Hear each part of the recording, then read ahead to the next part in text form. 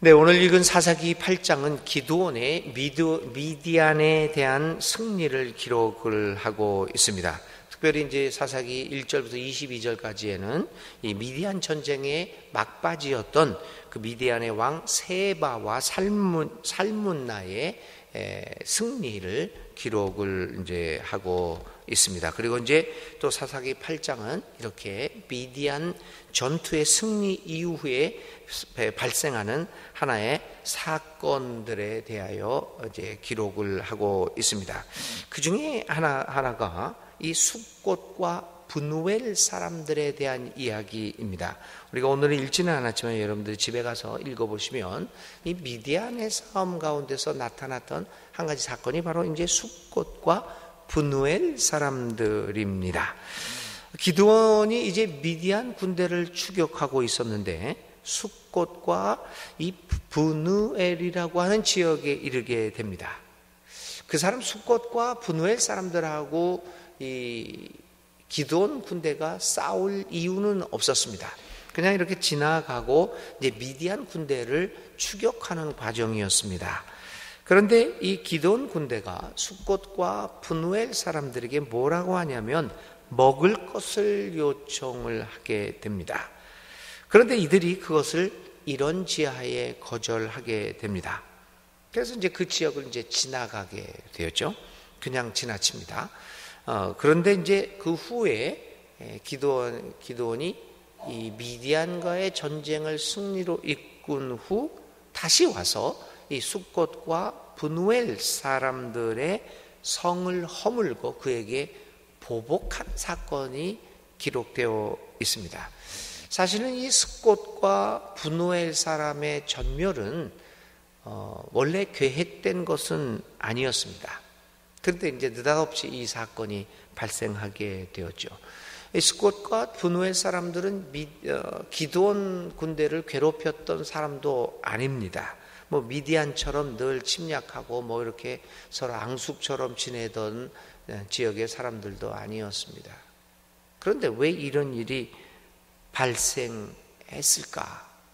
도대체 구약은 이런 어떻게 보면 참혹하게 보이는 사건들을 왜 이렇게 기록을 하였을까? 또 왜 이들은 숫곳과 브누엘 사람들은 왜 죽어야만 했을까? 멸망당하면 했을까?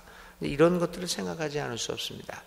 거기에는 이 구약 전체에 흐르는 아주 중요한 메시지를 이 사건을 통해서 우리는 또 한번 바라볼 수가 있게 되겠습니다. 그것은 구약 성서 전면에 흐르는 나그네 대접의 중요성을 우리에게 가르쳐 줍니다. 우리가 구약 전체를 흐르고 있는 뭐 세세한 사상들이 많이 있죠. 그렇지만 거기에서도 아주 그 큰 물줄기를 가지며 이 구약에서 나타나는 사상들이 있습니다. 예를 들면 하나님의 약속을 하나님께서 지켜나간다라고 하는 이 언약에 대한 사상이라든지요. 오늘 이 두 번째 가장 중요한 나그네 대접, 과부와 고아와 나그네들을 돌보라라고 하는 이 사상이라든지요. 그 다음에 또 세 번째 중요한 사상이라고 하는 것이 모든 것은 하나님께 속해 있다. 그러니까 내가 개인적으로 이게 내 거다 라고 할 수 있는 것이 없다. 우리는 소유할 수 없고 그냥 사용하는 것이다. 모든 것들이요. 심지어 땅 같은 경우에도 내가 소유할 수 있는 게 아니다. 하늘에 속해 하나님께 속해 있기 때문에 내가 사용할 수 있는 기간은 50년이다.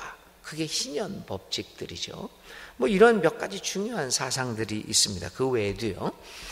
오늘 여기서 볼 수 있는 것은 이 나그네 대접이라고 하는 구약의 가장 중요한 이 물줄기를 위반했다는 거죠.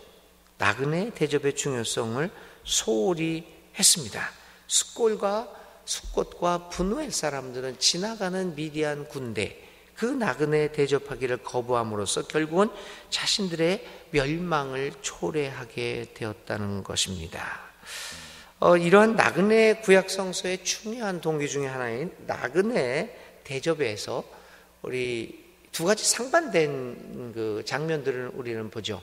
나그네를 대접함으로써 우리도 모르는 사이에 하나님의 사람들, 하나님의 천사들을 대접하는 결과를 낳았다. 그 롯의 경우가 그랬고, 뭐 아브라함도 마찬가지였고요. 나그네들을 대접함으로써 그것이 하나님의 사람을 대접했다. 또 마태복음에서 종말의 때 심판의 기준 중에 하나가, 주님이 가르쳐 주신 것 중에 하나가 작은 자에게 행한 것이 나에게 행한 것이고, 작은 자에게 행하지 않은 것이 나를 홀대한 것이다 라고 하는 그 심판의 기준이 되죠. 그래서 구약과 신약을 꿰뚫고 있는 사상입니다. 나그네를 대접함으로써 하나님의 사람을 대접하는 것이죠.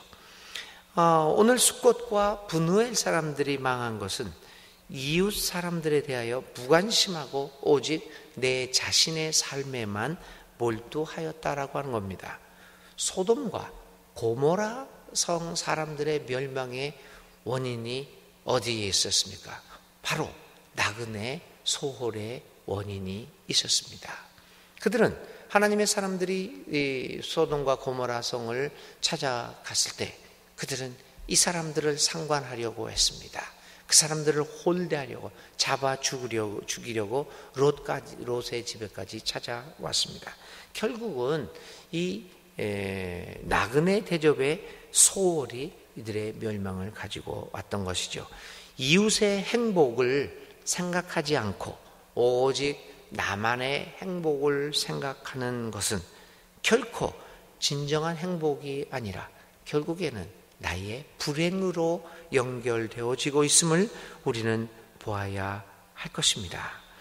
이러한 논리에서 이렇게 봤을 때, 이러한 의미에서 오늘날 한국 땅 제주에서 벌어지고 있는 예멘 난민 문제를 이러한 나그네 대접의 측면에서 바라보아야 합니다. 정부는 이 난민 문제를요, 정부는 이 사람들이 들어오면 이런 문제도 발생하고 저런 문제도 발생할 수 있다라고 그렇게 바라볼 수 있습니다. 그래서 뭐 받아주는 것도 뭐 이 사람은 되고 이 사람은 안 되고, 그건 정부의 입장입니다. 정부는 그런 것들을 보면서 법적으로 된다 안 된다, 우리는 받을 수 없다, 뭐 범죄가 늘어날 수도 있고 뭐 어쩌고 이렇게 얘기할 수도 있습니다. 그건 정부의 문제죠. 그러나 적어도 하나님의 사람이라고 한다는 교회의 입장은 분명해야 합니다. 난민을 나그네 대접의 관점에서 보아서 이야기를 해야지, 자꾸만 교회가 정부의 입장에 서서 이야기를 하니 이게 문제인 거죠.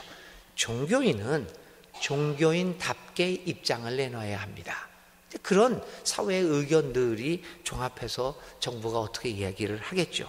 그런데 정부는 이렇게 좀 이런 문제를 적극적으로 보려고 하는데, 지금 한국 교회에 특별히 대형교회를 중심으로 해서 일각에서는 안 된다, 뭐 우리도 살기 힘들어 죽겠는데 저들이 들어오면 어떡한다, 이렇게 해서 하는 것은 이 종교의 근본적인 본질적인 모습들을 제대로 우리가 파악하지 못하고 있다라고 하는 것을 보게 됩니다. 오늘 이 숫곳과 분우엘 사람들의 멸망한 이유는 단 한 가지였습니다.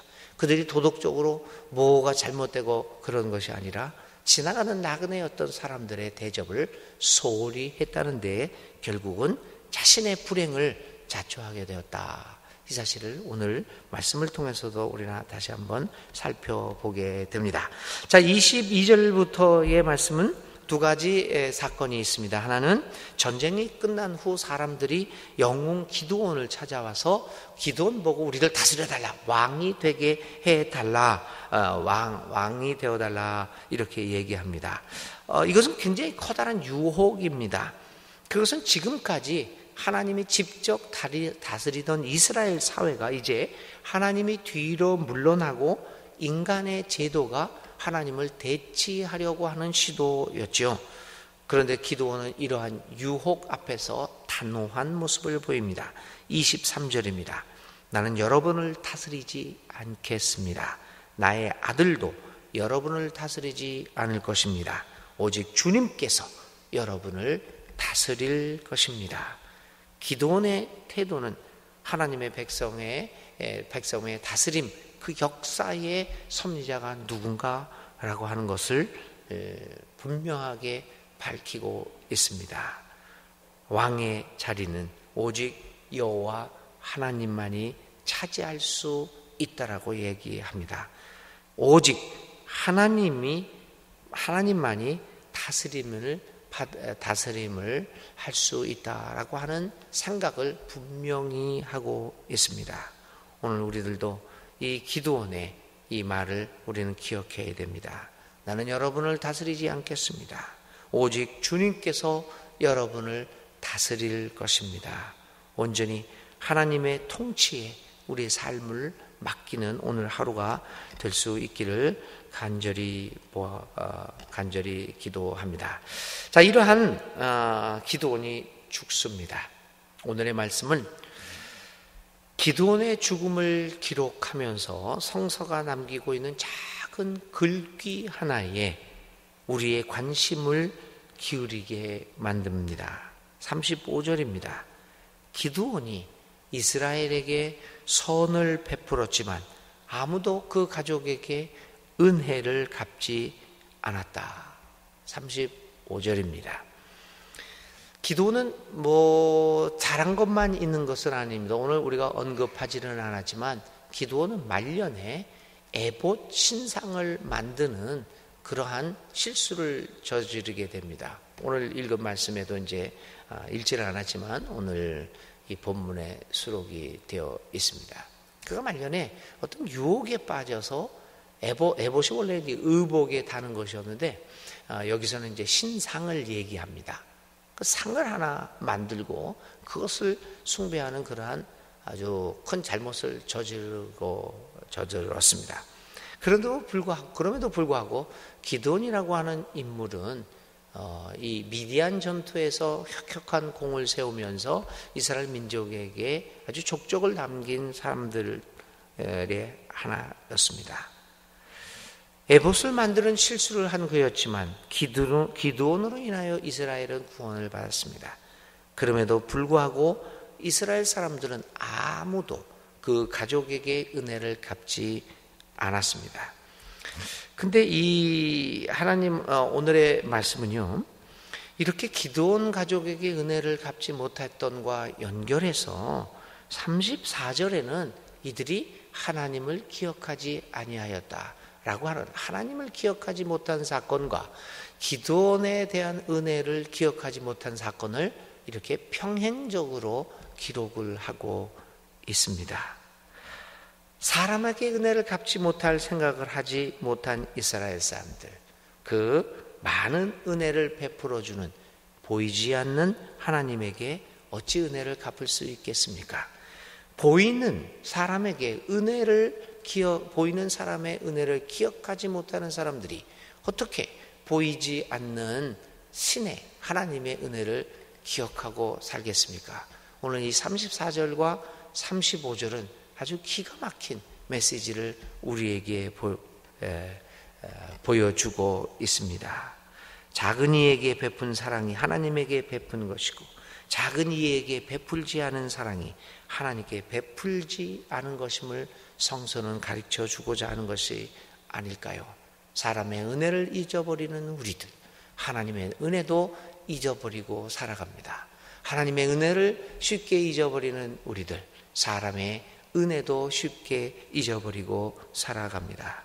이 34절과 35절은 어떻게 보면은 쉽게 지나치고 말 구절일 수도 있겠지만, 생각해 보면 우리의 마음을 조금 쓸쓸하게, 아니면 어쩌면 또 씁쓸하게 만드는 구절이 아닐 수 없습니다. 그러면서 오늘 우리의 삶을 돌아보게 만드는 귀한 구절입니다. 하나님을 기억하지 아니하며 기드온의 그의 집을 후대하지도 아니하였더라. 오늘의 우리 삶을 돌아보면서 하나님의 은혜와 우리 이웃들의 은혜를 생각하며 살아가는 우리들이 되어야 하겠습니다. 오늘의 생각할 말씀은 은혜를 잊어버리다입니다. 하나님의 은혜, 이웃의 은혜를 잊어버리고 사는 것은 없는가? 오늘 하루 종일 살아가면서 이 말씀, 은혜를 잊다라는 말씀을 중심으로 한번 묵상해 보시기 바랍니다. 이제 오늘의 기도 드립니다. 기도는 하나님의 도우심으로 모든 전쟁을 승리로 이끌고 이스라엘을 외적으로부터 구원했습니다. 그것은 오직 하나님에 의한 것임을 고백합니다. 우리들의 삶에서 이루어지는 모든 일도 하나님이 역사하시는 것임을 믿고 감사를 드립니다. 오직 하나님의 은혜만을 의지하면서 살아가는 우리들이 되게 하소서. 하나님, 우리의 주위에서 발견되는 나그네들을 소홀히 대하지 않는 우리들이 되게 하여 주옵소서. 우리도 이 땅 위에서 낯선 사람들로 살아가고 있는데 서로 낯선 사람들끼리 사랑을 베풀고 사랑하지 않으면 살아갈 수 없음을 깨닫게 하시고 서로 협력하면서 서로 도와가면서 살아가는 아름다운 공동체를 이루게 하옵소서. 주님, 우리들의 일생을 돌아보면서 우리의 삶을 향한 하나님과 이웃의 은혜가 있었음을 생각합니다. 감사합니다. 하나님의 은혜를 잊지 않게 하소서. 이웃의 은혜를 잊지 않게 하소서. 늘 주님의 은혜와 이웃의 도움의 은혜를 기억하면서 감사하며 살아가게 하옵소서. 예수님의 이름으로 간절히 기도를 드립니다. 아멘. 오늘의 실천입니다. 오늘 어떤 사람에게 섭섭한 감정이 드는 일이 혹시 있습니까? 그러면 한번 그동안 그 이웃이 나에게 베풀어준 여러 가지 사랑이 있었지 않았을까? 그 사랑과 그 은혜의 기억을 한번 떠올리면서 그 은혜의 기억으로 인하여 그 사람이 잘한 것, 그것으로 인하여 오늘의 섭섭함을 이길 수 있도록 한번 해봅시다. 뭐 그런 실천을 경우가 있으면 한번 실천해 볼 수 있는 하루가 되시기를 바랍니다. 주님 가르쳐 주신 기도드립니다. 하늘에 계신 우리 아버지 이름을 거룩하게 하시며 아버지의 나라가 오게 하시며 아버지의 뜻이 하늘에서와 같이 땅에서도 이루어지게 하소서. 오늘 우리에게 일용할 양식을 주시고 우리가 우리에게 잘못한 사람을 용서하여 준 것 같이 우리 죄를 용서하여 주시고 우리를 시험에 빠지지 않게 하시고 악에서 구하소서. 나라와 권능과 영광이 영원히 아버지의 것입니다. 아멘.